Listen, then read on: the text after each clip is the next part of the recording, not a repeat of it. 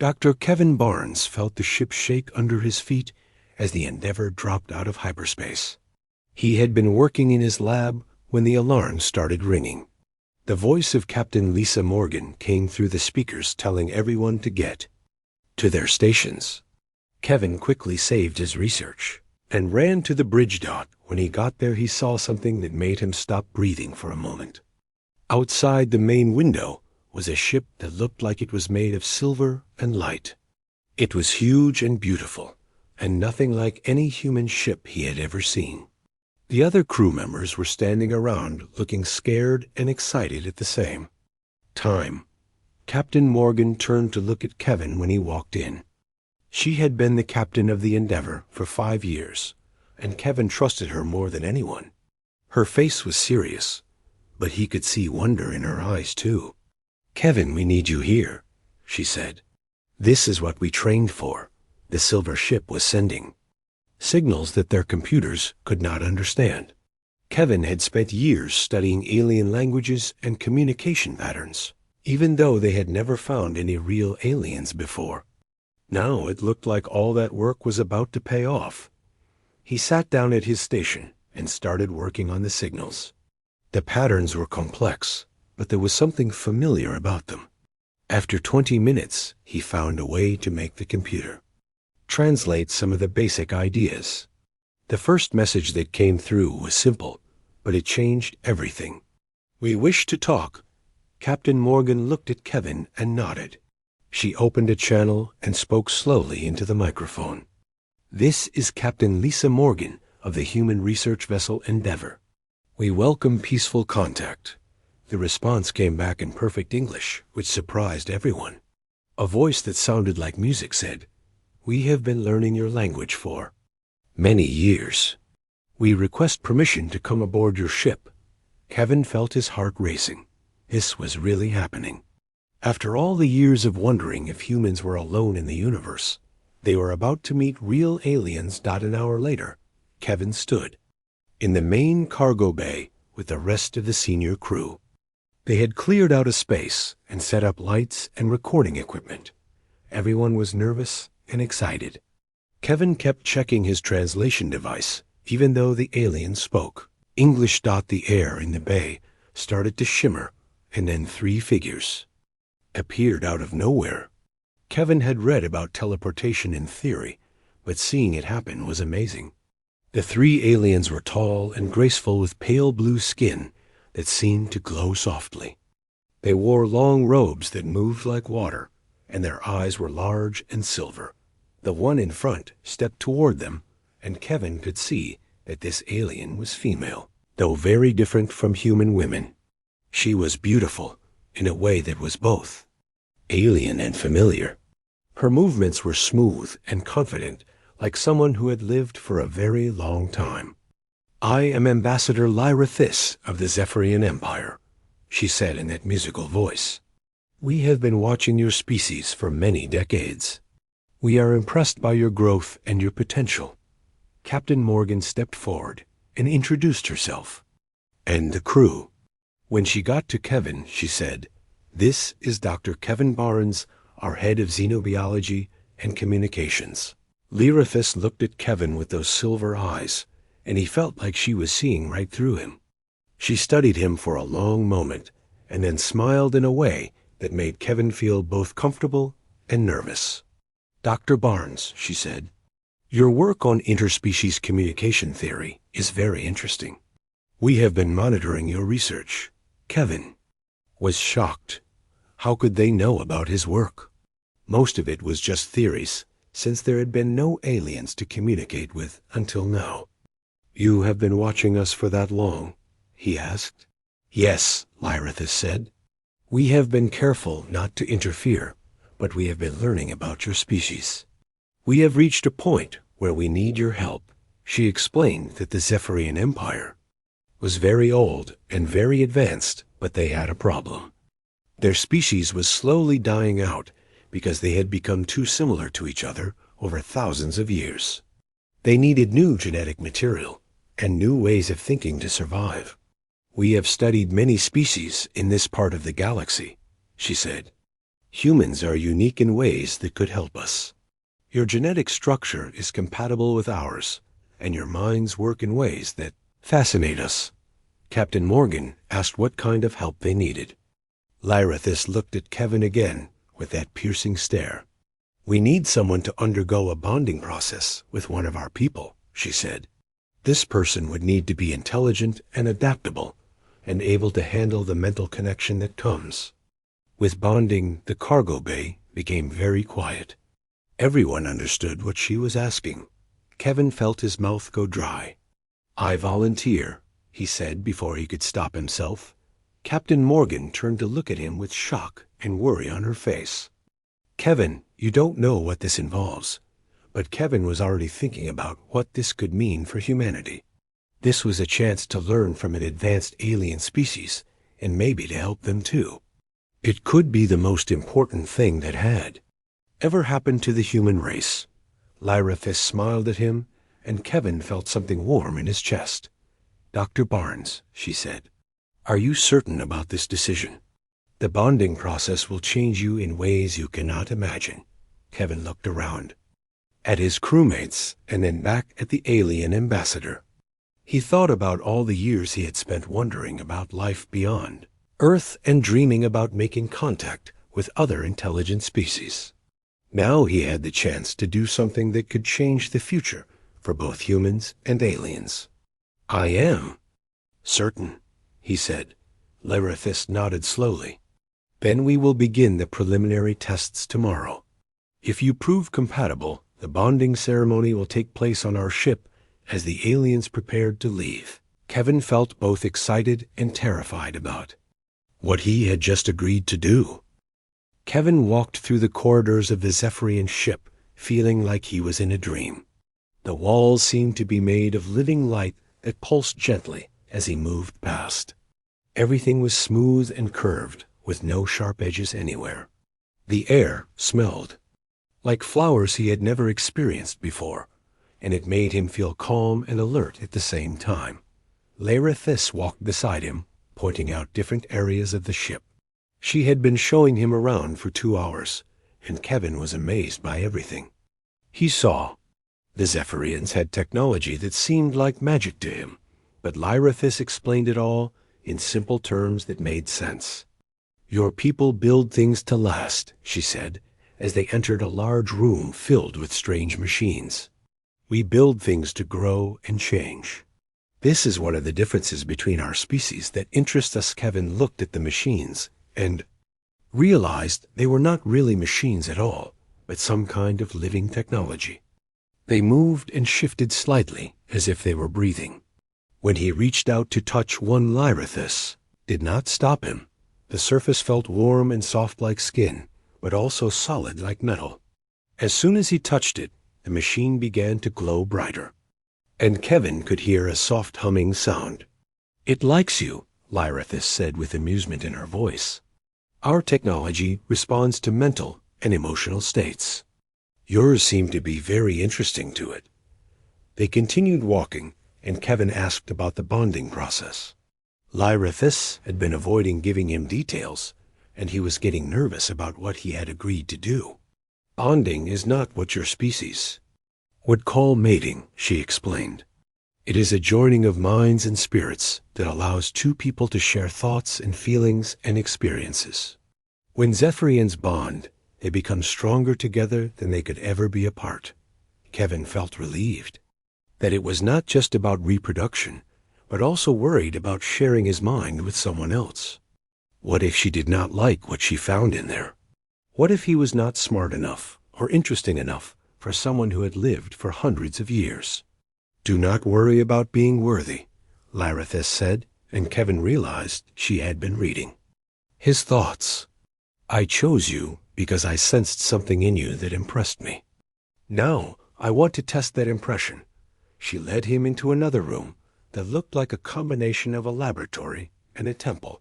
In the center was a chair that seemed to be made of the same living technology as the machines they had seen earlier. Around the walls were displays showing complex patterns and symbols. This is where we will test your compatibility, she said. Please sit in the chair and try to relax. Kevin sat down and immediately felt the chair adjust itself to fit his body perfectly. It was the most comfortable seat he had ever experienced. Lyra Fiss moved to a control panel and began touching symbols that lit up under her fingers.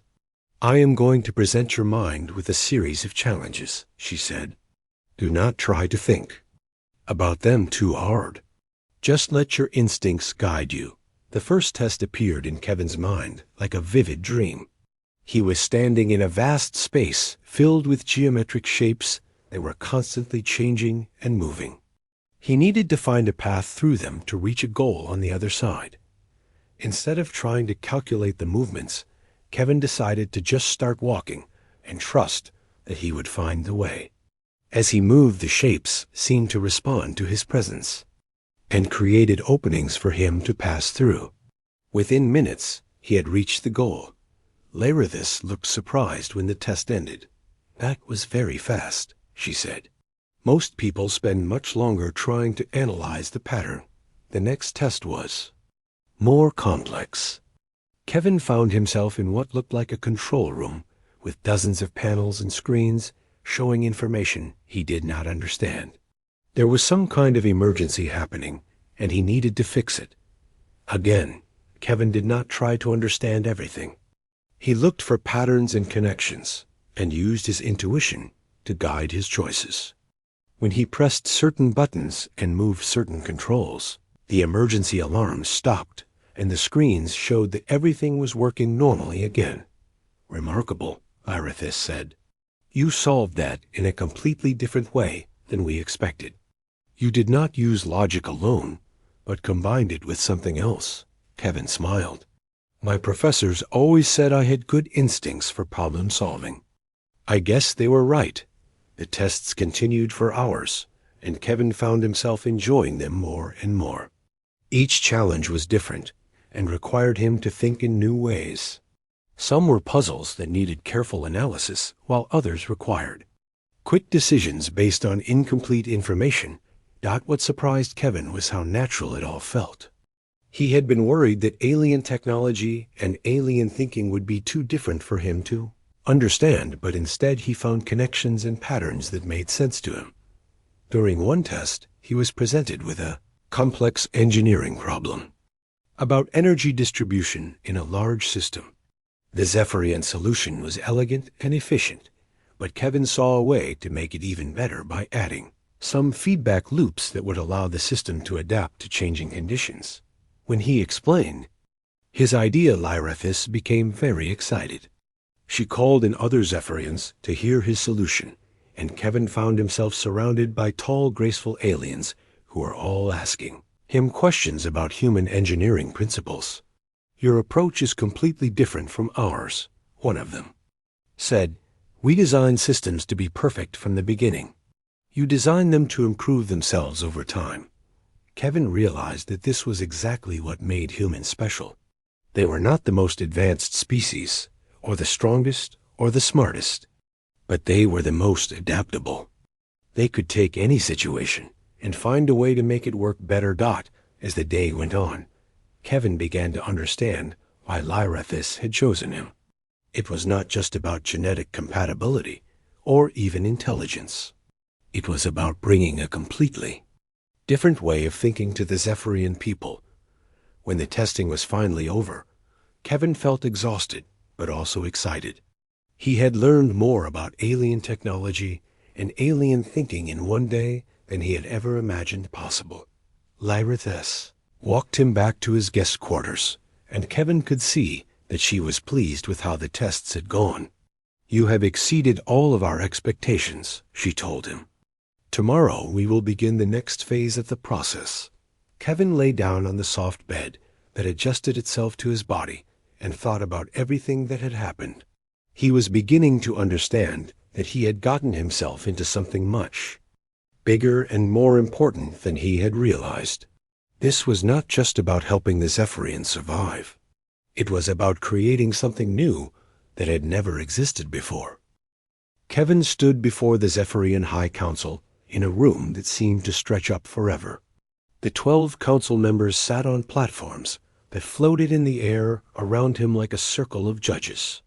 Their silver eyes all focused on him as Lyrithis introduced him as the human who might help save their civilization. "Honored Council," Lyrithis said in her musical voice, "Dr. Barnes has shown abilities that surpass our expectations. But more than that, he has shown us ways of thinking that we had never considered." The eldest council member leaned forward. His skin was paler than the others, and Kevin could see the wisdom of centuries in his ancient eyes. "Human," he said, "we have studied your species for many years. You are violent and chaotic and unpredictable. How can such traits help a civilized people like ourselves?" Kevin had been expecting this question. During his time on the ship, he had learned that the Zephyrians valued order and control above almost everything else. They had built their empire on careful planning and precise execution. But he had also learned about their greatest enemy.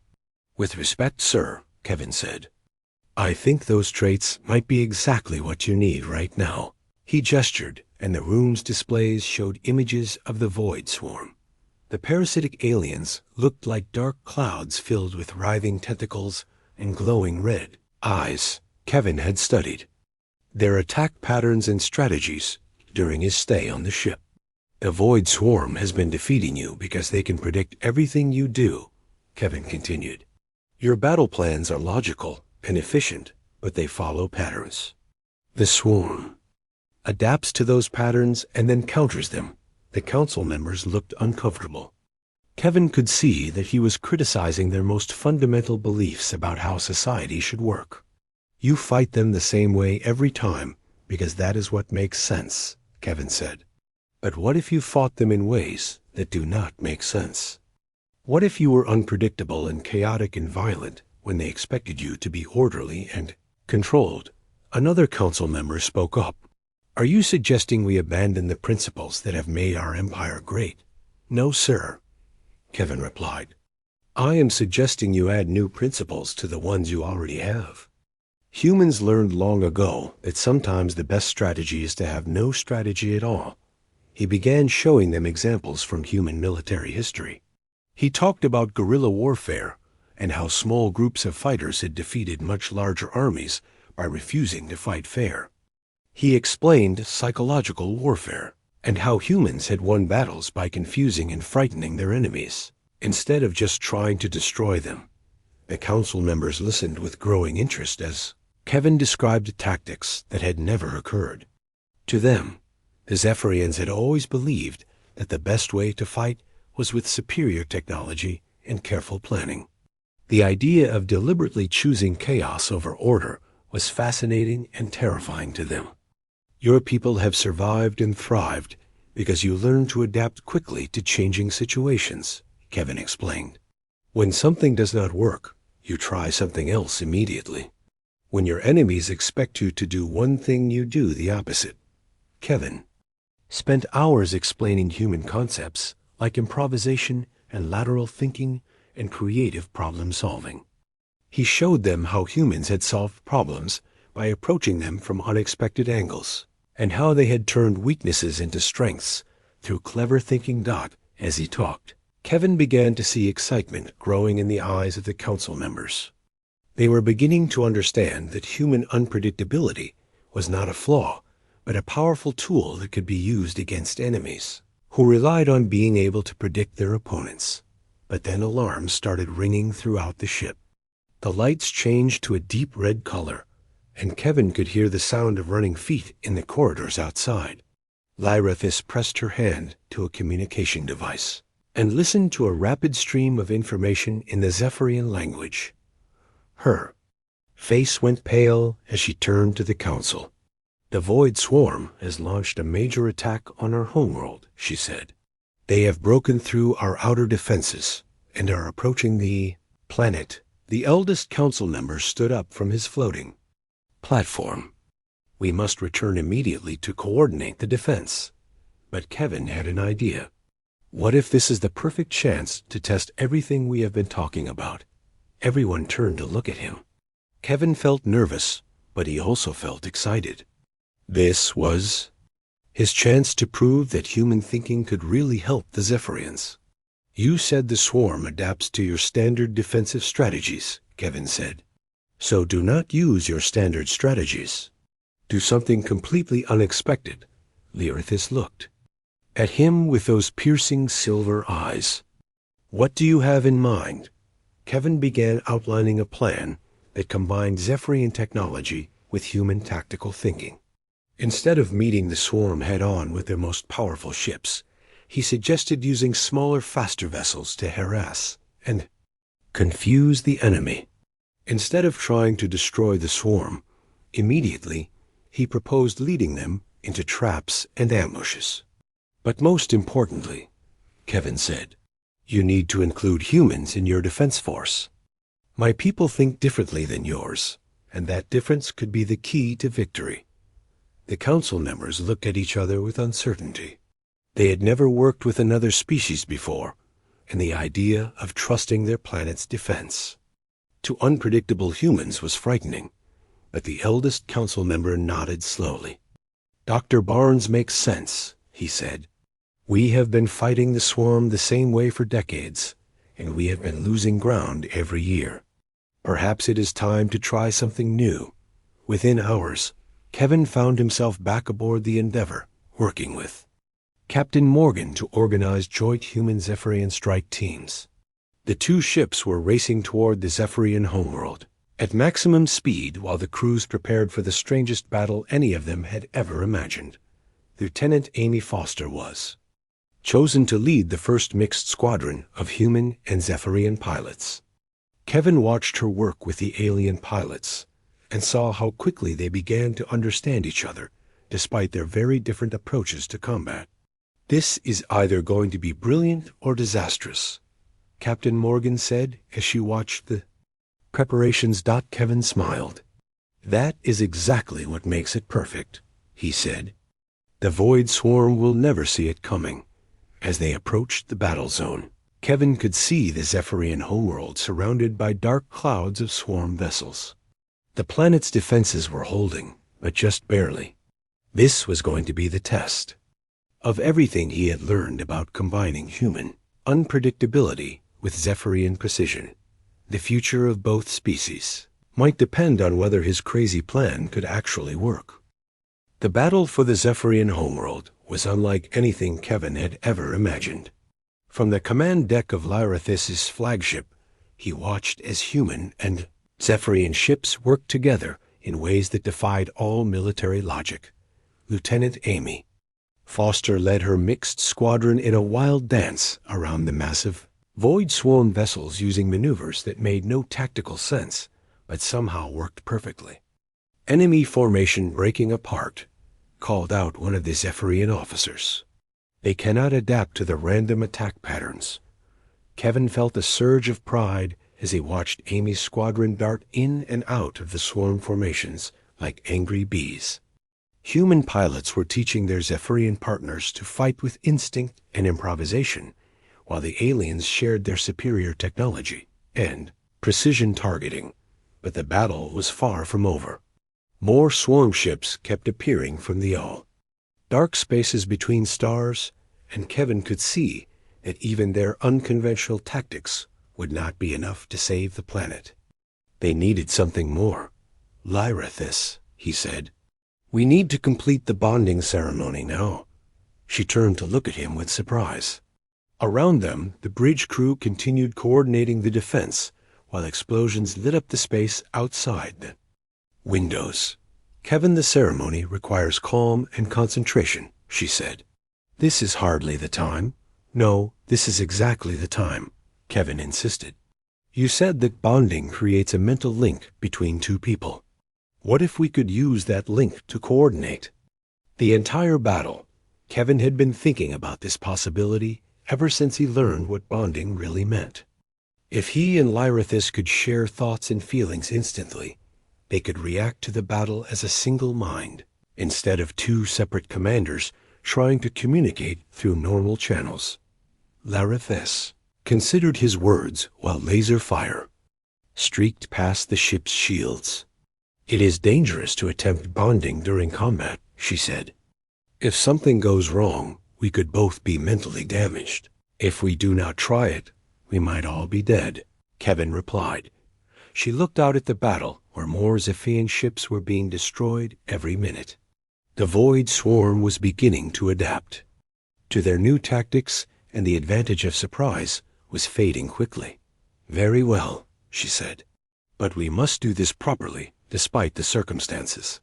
Lyrithis led Kevin to a small chamber near the bridge that was normally used for meditation. The walls were covered with crystals that glowed softly and filled the room with peaceful light. Even here, they could feel the ship shaking from weapons fire and the sounds of battle. Sit facing me, Lyrithis instructed. Clear your mind of everything except the desire to join with me in defending our people. Kevin sat cross-legged on the soft floor and looked into Lyrithis' silver eyes. He tried to forget about the battle raging outside and focus only on her presence. Slowly, he began to feel something warm and gentle touching the edges of his thoughts. Do not resist, she whispered. Let me into your mind. The sensation was strange and wonderful and terrifying all at the same time.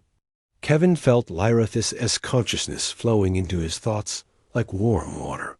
He could sense her memories and emotions and the vast wisdom she had gained over centuries of life, but something unexpected happened as their minds joined together. Instead of Kevin becoming more like Lyrithis, or her becoming more like him, they created something entirely new. Their combined consciousness was both human and Zephyrian, but also neither. Kevin could suddenly see the battle from a dozen different perspectives at once. He felt the fear and determination of the human pilots and the disciplined courage of the Zephyrian warriors. He understood the alien hunger of the Void Swarm and saw patterns in their behavior that neither species had noticed before. Through their mental link, Kevin and Lyrithis began coordinating the defense with impossible precision. They could anticipate enemy movements before they happened and direct their forces to be in exactly the right place at the right time. The human ships started working with Zephyrian vessels like parts of a single organism. Amazing, Lyrithis said, but Kevin heard her voice both out loud and directly in his mind. I can feel your thoughts as clearly as my own. Kevin was experiencing the same thing. Through their bond, he could access Lyrithis' knowledge of Zephyrian technology and military history, while she gained his understanding of human tactics and improvisation. Together, they began to see possibilities that neither could have imagined alone. The tide of battle began to turn as their combined consciousness found new ways to use their mixed forces.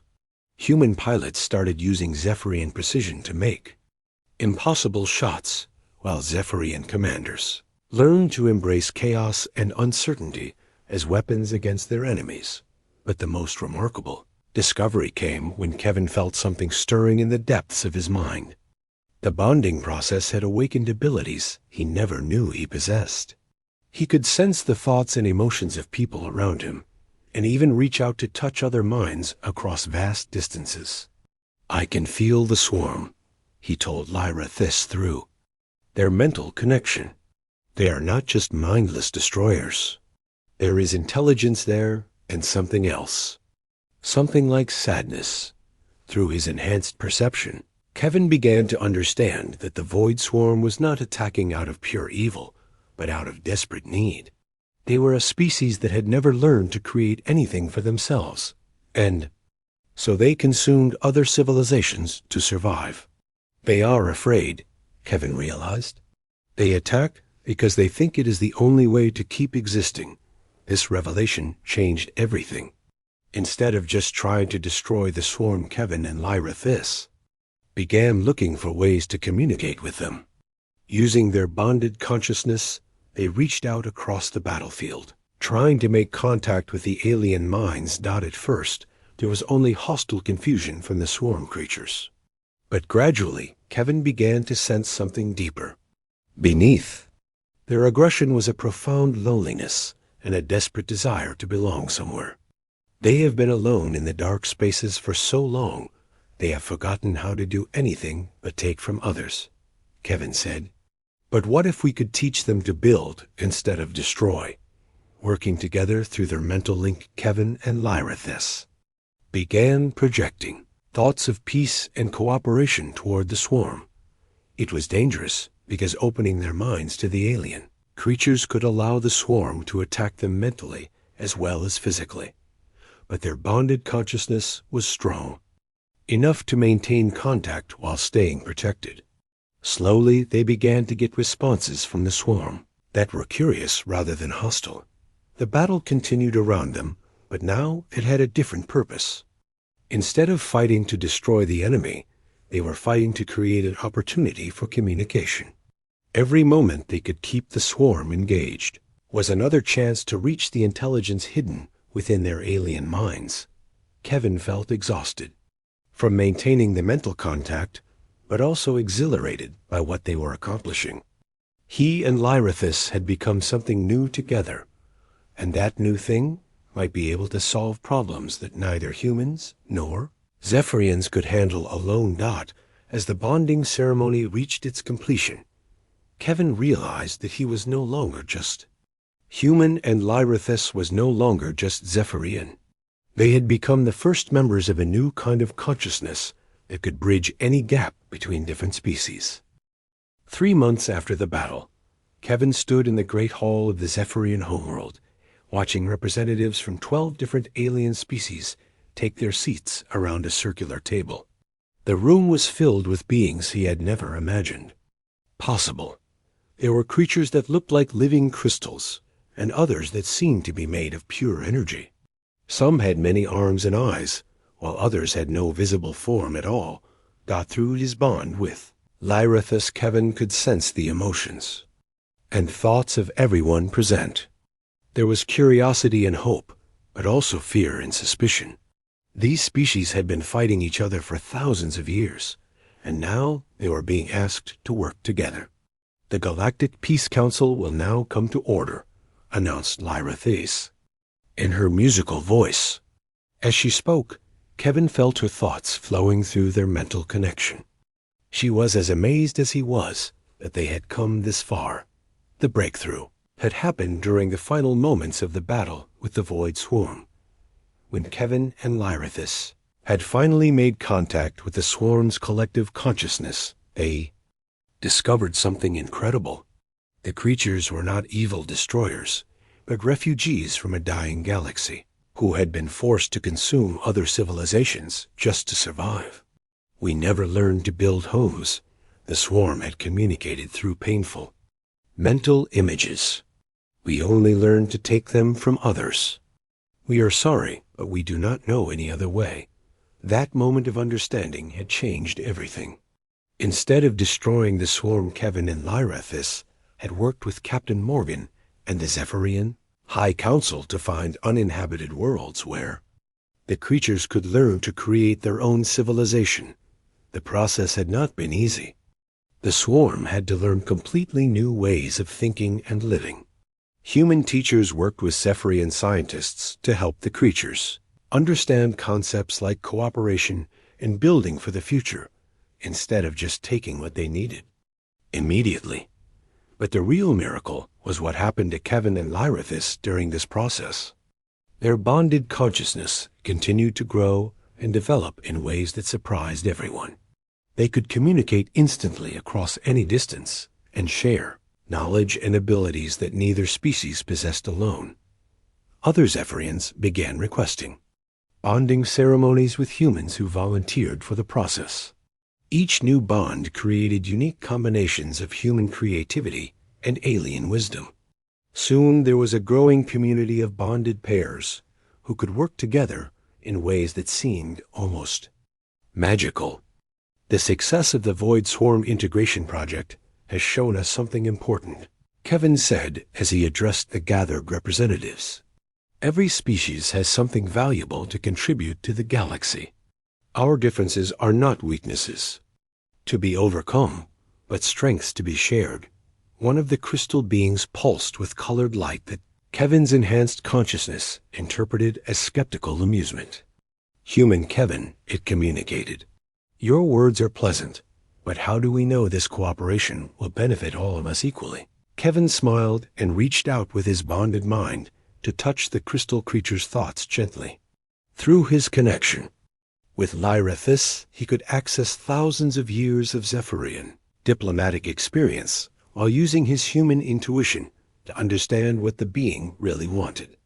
Because we are not asking anyone to give up what makes them special, Kevin replied. We are asking everyone to add what others offer to what they already have. He gestured to the displays around the room that showed the progress being made on the former swarm worlds. The creatures who had once been destroyers were now building beautiful cities and developing art and music. Human engineers worked alongside Zephyrian architects and swarm builders to create structures that combined the best ideas from all three species. Look at what we accomplished when we stopped fighting and started learning from each other, Kevin continued. The swarm worlds are becoming some of the most innovative places in the galaxy because we mixed different ways of thinking. Another alien representative spoke up. This one looked like a giant butterfly with wings that shimmered with rainbow colors. What guarantee do we have that the stronger species will not dominate the weaker ones? Lyrathis answered this question by sharing her consciousness with everyone in the room for a brief moment. Through her mental link with Kevin, she could extend their bonded awareness to include all the other beings present. For just a few seconds, every representative could feel what it was like to be part of a truly unified consciousness. They experienced the joy of sharing knowledge and abilities while still maintaining their individual identities. They felt the strength that came from being part of something larger than themselves. When the connection ended, there was silence in the great hall.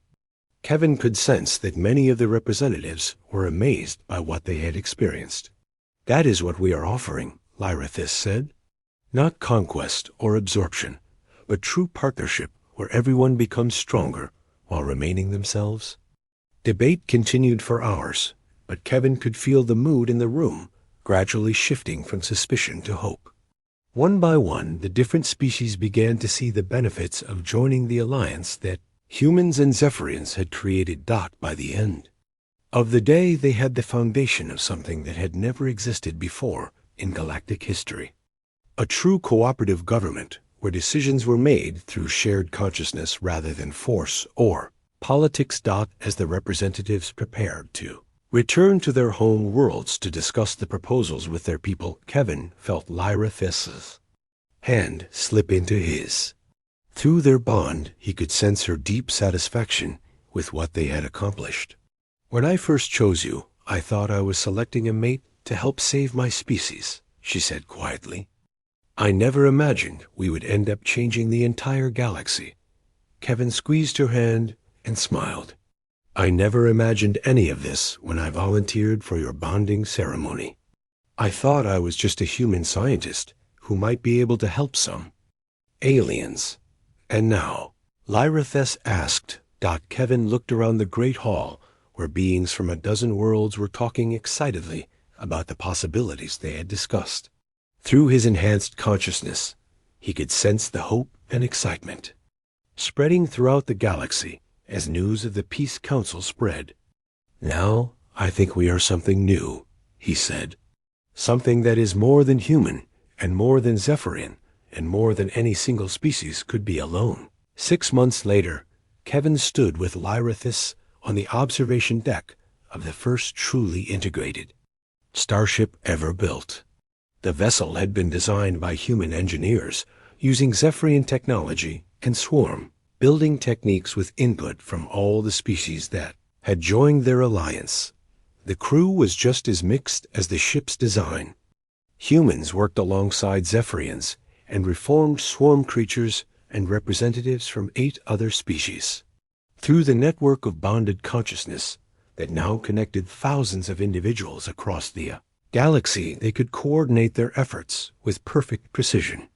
Sensors are detecting 3 more species requesting contact, reported Lieutenant Amy Foster, who had become the first human to bond with a swarm creature. Her new abilities allowed her to navigate through space in ways that amazed even the most.